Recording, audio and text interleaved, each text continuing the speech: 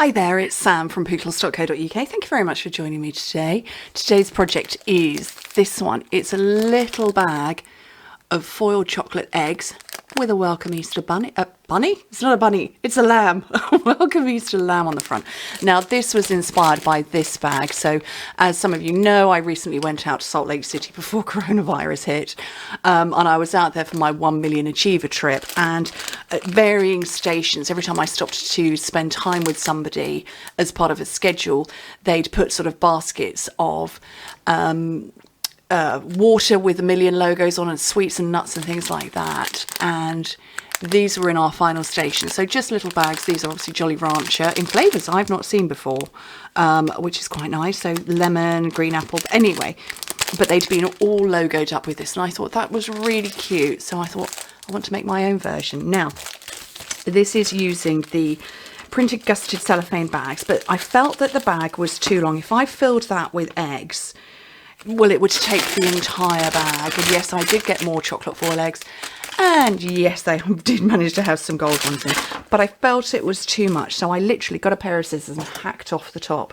Now, all my scissors need a bit of a clean up. So they're not cutting brilliantly at the moment. But just, you see, that's no good, that pair. There we go, that's a better pair. So I just hacked a bit off the top, because I just figured, you know, that's the easiest thing to do. Just chop a bit off and make it the size you want. And, you know, I don't know about Easter eggs and whether I'm going to be able to get hold of any. I am surreptitiously stashing these around my house. So in readiness, let me just put a few more in there. There we go. To me, that's a good amount. That's quite a generous amount. And then I've got some of this lovely glittery ribbon.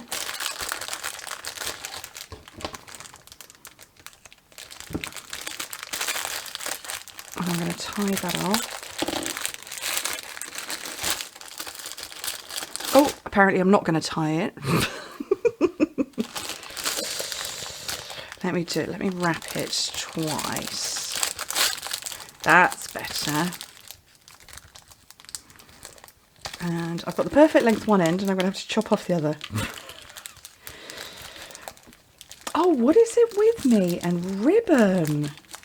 I did a live broadcast over on my Facebook business page. Please feel free to join me over there.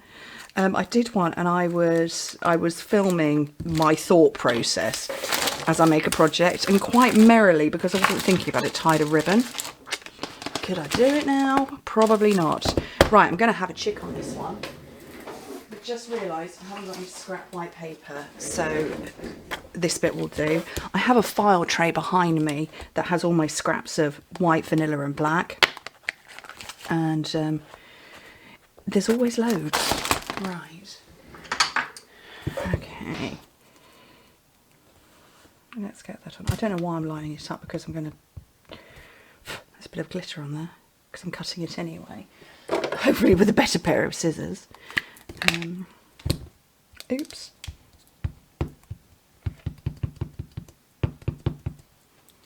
So memento.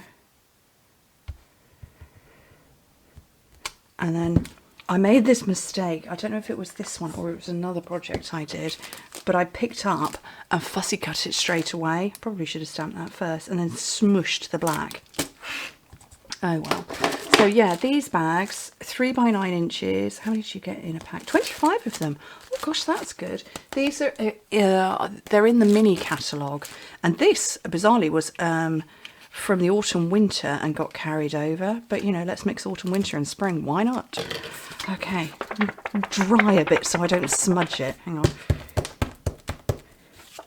Yeah, you see it was a little bit wet still. Okay, are these scissors any good? I don't know. Okay, so I'm going to fussy cut this out. Fussy cutting, not my forte, but you know, in for a penny, in for a pound. So I'm filming this.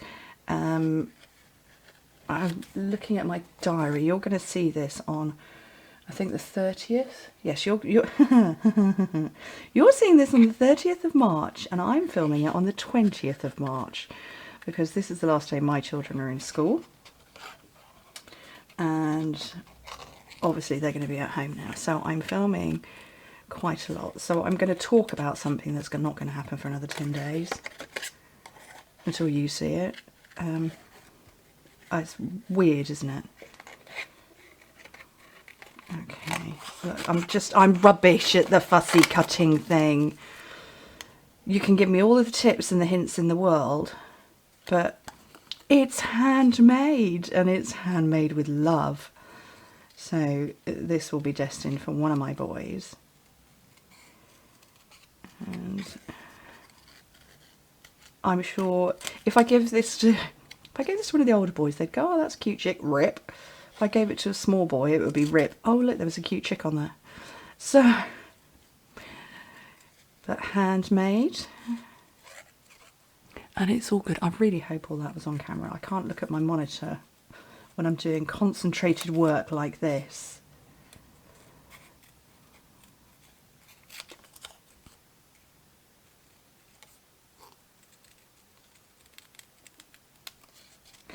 Woo!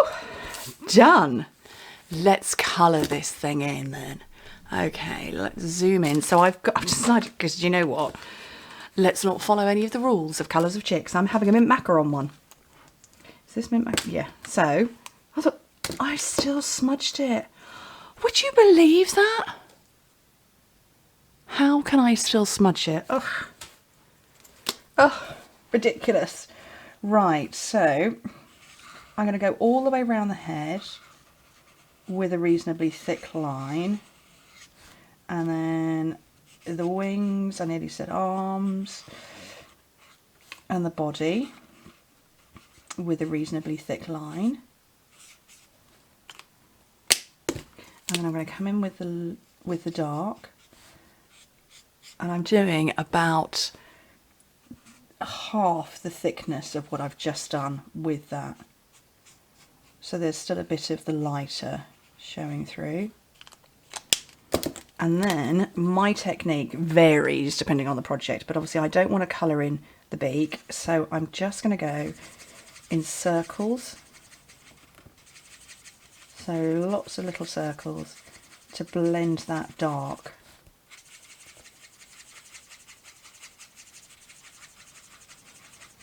You could go round and round and round in one big circle, but I kind of like these little circles. I just feel it blends that little bit better. And then I'm going to go over that wing again because I want that wing dark, and I forgot to colour it before. Okay, and now I'll go over the bit in the middle, avoid the beak. Done. How cute is that? And if you want to, come back in again with some dark around the edge. Not too thick a line.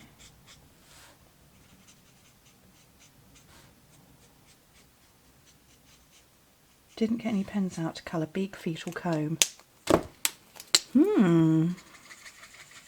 Okay, I should think about what colour I want while I'm doing this and then grab it. Everything in my office is close and to hand, fortunately. So I'll have one of them and one of them. What did I get there? I got a dark pumpkin pie for the feet. And I'm using the thin end. And for the comb, which is probably totally the wrong colour, but you know what? I just coloured a green chick. It doesn't matter what colour. And then what colour did I pull out there? A dark daffodil delight for the beak. Cute.